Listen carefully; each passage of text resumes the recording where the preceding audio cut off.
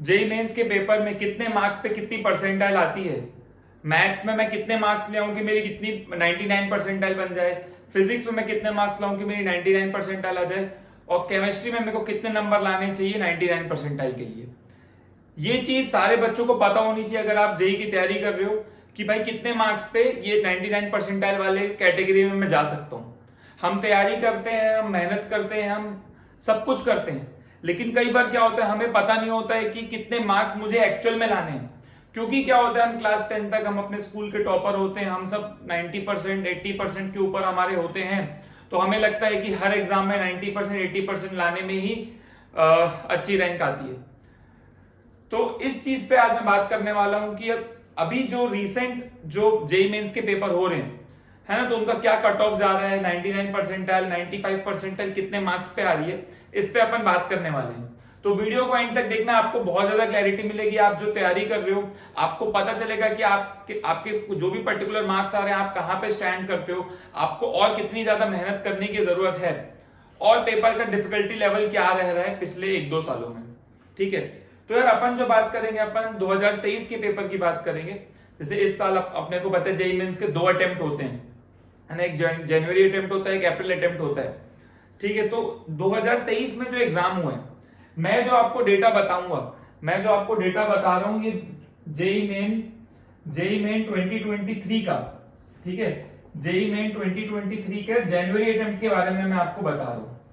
ठीक है क्या, अप्रैल अटेम्प्ट का डेटा थोड़ा वेरी कर सकता है क्योंकि जनरली क्या होता है जो सेकंड अटेम्प्ट होता है उसमें कट ऑफ ज्यादा जाती है। ठीक है, तो मैं जो डिस्कस करूंगा वो जनवरी अटेम्प्ट का है, आप उसमें प्लस माइनस 10 मार्क्स कर सकते हो क्योंकि थोड़ा बहुत वेरिएशन आ सकता है उसमें। अगर मैं आपको बताऊं कि तीनों सब्जेक्ट पे मैं चर्चा करूंगा, पूरा देखना, आपको बहुत ज्यादा क्लैरिटी मिलेगी। अगर अपन तीनों सब्जेक्ट पे बात करें, है ना, फिजिक्स केमिस्ट्री और मैथ्स में, ठीक है, पहले जो हम डिस्कस करेंगे 99 परसेंटाइल के बारे में कि कितने मार्क्स पे मेरी 99 परसेंटाइल बनेगी, है ना। पहले तो आपको जो फील होता है कमेंट में जरूर बताना, है ना, कि कितने मार्क्स पे, जैसे अपन को पता है 300 मार्क्स का पेपर होता है, ठीक है, और 30 क्वेश्चन आते हैं जिसमें इंटीजर टाइप या न्यूमेरिकल वैल्यू टाइप में मेरे को 10 में से 5 करने होते हैं, ये अपन जानते हैं। ठीक है, तो आउट ऑफ 100 मैं आपको बताऊं, सिंस की मल्टीपल शिफ्ट्स में एग्जाम होता है, मैं आपको एक क्लैरिटी दे देता हूं पहले। जैसे आप मान लो जनवरी अटेम्प्ट हो रहा है, अब मान लो पेपर हो रहा है 5 दिन में और हर दिन में 2 शिफ्ट होगी, मॉर्निंग और इवनिंग, तो टोटल आप समझो 10 शिफ्ट में एग्जाम हो रहा है। ऑब्वियसली हर एक शिफ्ट का डिफिकल्टी लेवल अलग अलग होगा, हो सकता है किसी दिन का मॉर्निंग आसान आ गया हो, किसी दिन का इवनिंग टफ आ जाए, तो ऑब्वियसली बात है पेपर का डिफिकल्टी लेवल के हिसाब से ये डेटा चेंज होगा। मैं जो बता रहा हूँ ये एवरेज बता रहा हूँ, ठीक है, ऑब्वियसली बात है रैंक जो आती है वो नॉर्मलाइजेशन के कॉन्सेप्ट से आती है। मैं जो आपको डेटा बताऊंगा ये ऑन एन एवरेज सब पेपर का एवरेज है, किसी पेपर में थोड़ा बहुत कम हो सकता है, किसी में थोड़ा बहुत ज्यादा हो सकता है, लेकिन प्लस माइनस 10 से ज्यादा डिफरेंस नहीं आएगा, आप चेक कर सकते हो डेटा। ठीक है भाई, तो 99 परसेंटाइल मैं आपको बताऊं 2023 में जनवरी अटेम्प्ट में फिजिक्स में 99 परसेंटाइल लाने के लिए जो एवरेज मार्क्स रहे हैं, जो एवरेज मार्क्स रहे हैं वो रहे 82 मार्क्स।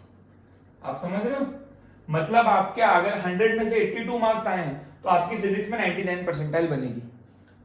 सही है क्या, मैं फिर से बता रहा हूं ये एवरेज मार्क्स है, किसी किसी शिफ्ट में ये 90 मार्क्स भी है, किसी किसी में 70 मार्क्स भी है, तो ये ऑन एन एवरेज है सारे शिफ्ट का।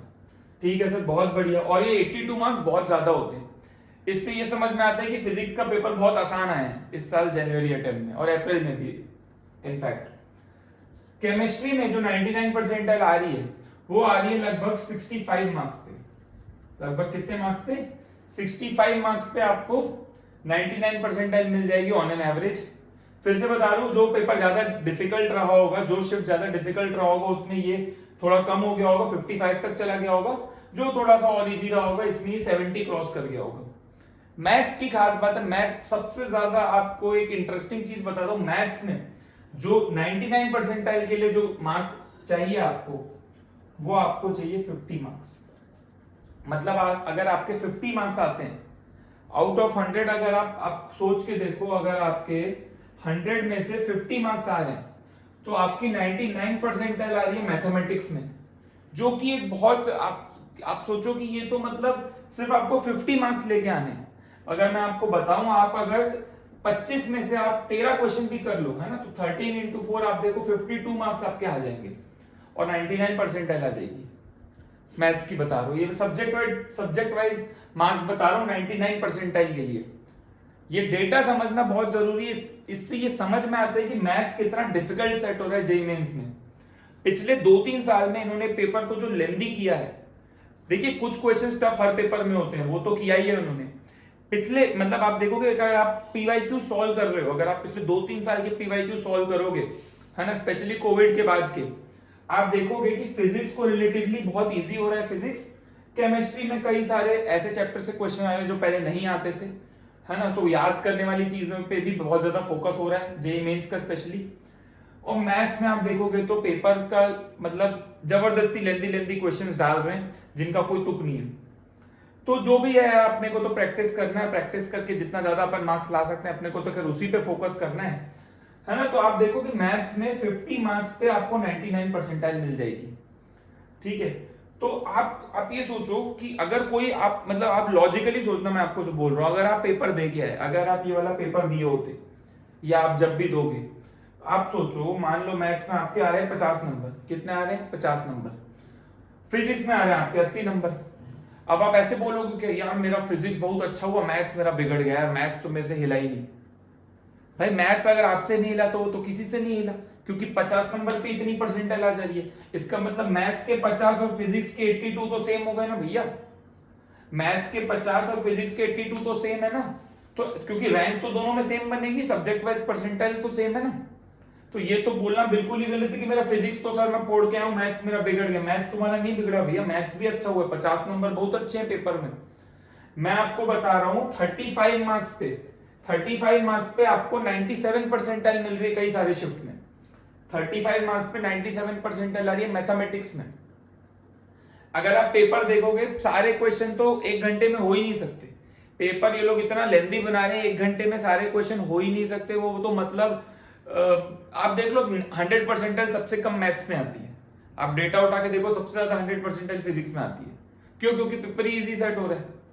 आप समझ रहे हो इस बात को? तो देखिए हमें क्या है ना, देखिए एब्सोल्यूट परफेक्ट हाँ, ऐसा नहीं कि पूरा करके आऊंगा। जो पूरा करके आ रहा है, जो सोच रहा है वो बेवकूफ है, क्योंकि पूरा तो हो ही नहीं सकता। जो समझदारी से करेगा ना, जो छाट के कर लेगा 8, 10, 12, 15 क्वेश्चन, वो फोड़फाड़ मचा के आएगा पेपर में। मैं आपको बता रहा हूं, पूरा पेपर करना ही नहीं है, कोई सेंस नहीं। मैं आपको बता रहा हूं 50 मार्क्स पे 99 परसेंटाइल आ रही है भाई, तो पूरा पेपर तो करना ही नहीं है ना। आप अगर शिफ्ट वाइज, आप मैं बताऊं रैंक किसकी आती है? जिसको पता होता है कौन सा क्वेश्चन छोड़ना है। अगर मेरे को पता है कि 25 में से 10 ठोक मेरे को करने, 10 करके आऊंगा, 15 में छोड़ दूंगा। 15 क्वेश्चन ऐसे कराए, मेरे को कोई मतलब नहीं है, 10 ठोक में सही करके आऊंगा, वो सेलेक्ट होता है। जो लग जाता है ना कि नहीं ये प्रोबेबिलिटी तो मैं करके गया, तो प्रोबेबिलिटी का मैं करके आता हूं, पीएनसी तो मेरी बड़ी स्ट्रांग है, पीएनसी का क्वेश्चन कैसे छोड़ूं मैं।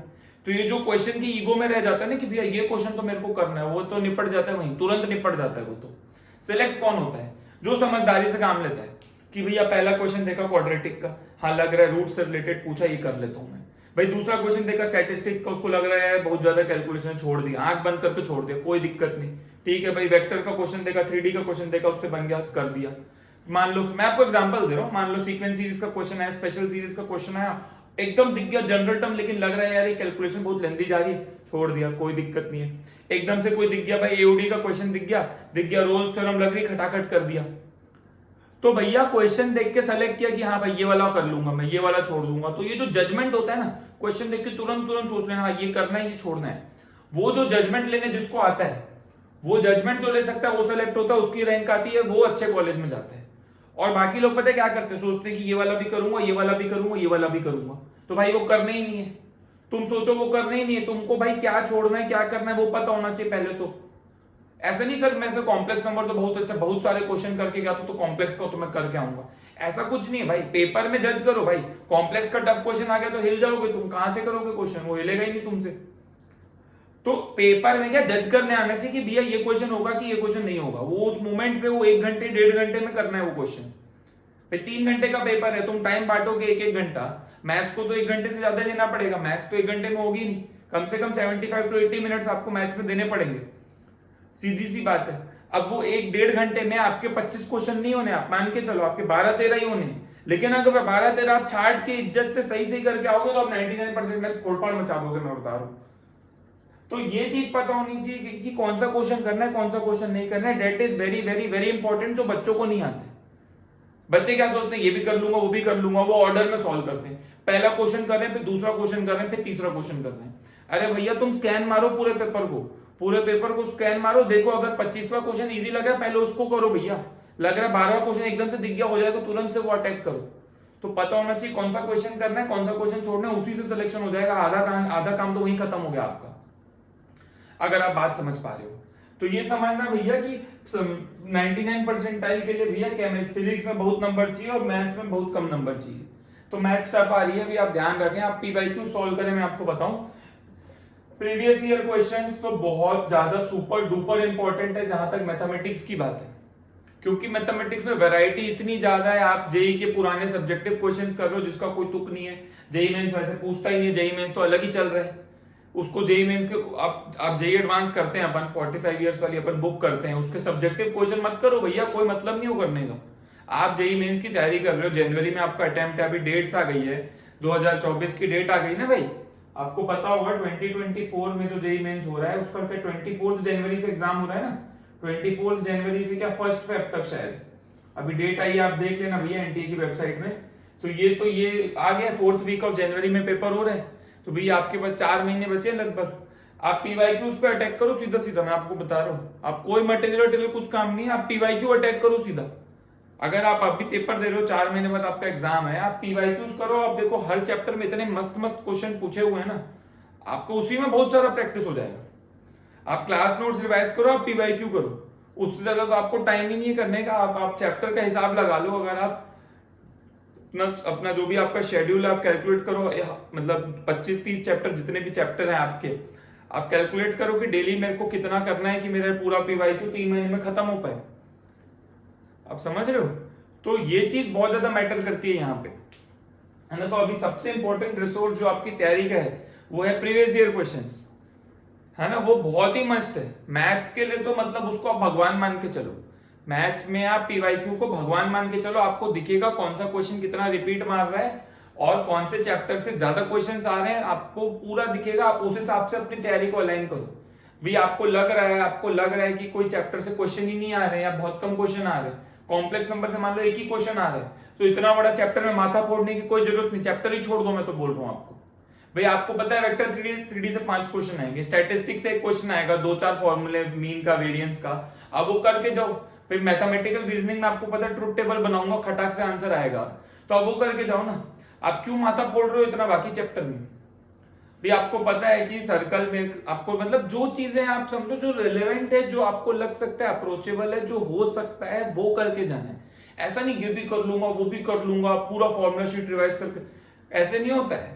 आपको मैं बता रहा हूं, फिर से मैं बता रहा हूं, आप 10 क्वेश्चन भी करके आओगे ना मैथ्स में, आपको मैं बता रहा हूं पेपर जिस हिसाब से चल रहा है माहौल अभी, आप 10 क्वेश्चन भी 40 नंबर भी आप ले आओगे ना भैया, तो आपकी 98 परसेंटाइल तो आनी तय है।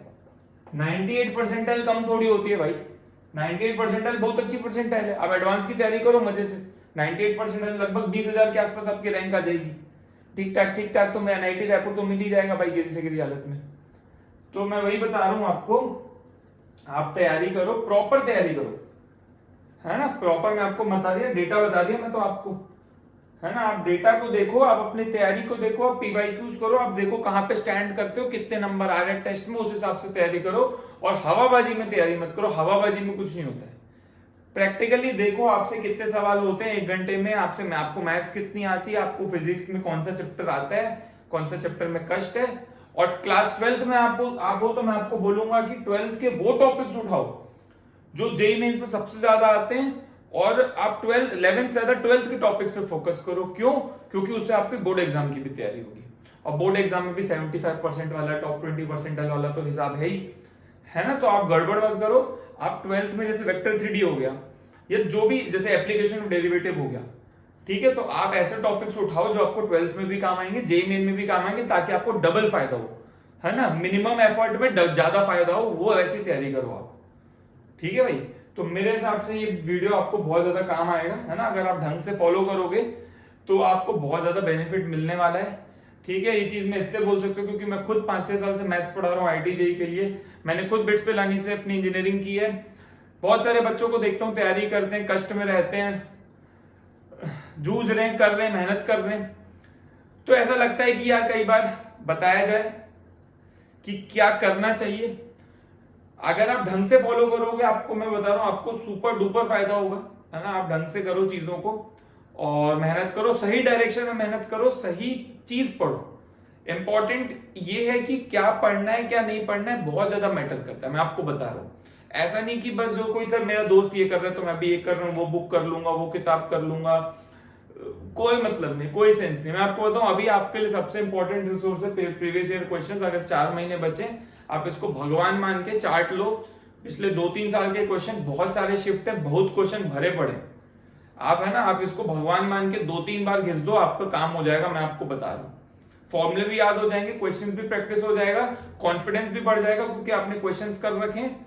तो मैटर क्या करता है भाई, फॉर्मूले याद होने चाहिए, कॉन्फिडेंस होना चाहिए कि पेपर में फोड़ के आऊंगा, इतना चीज मैटर करता है।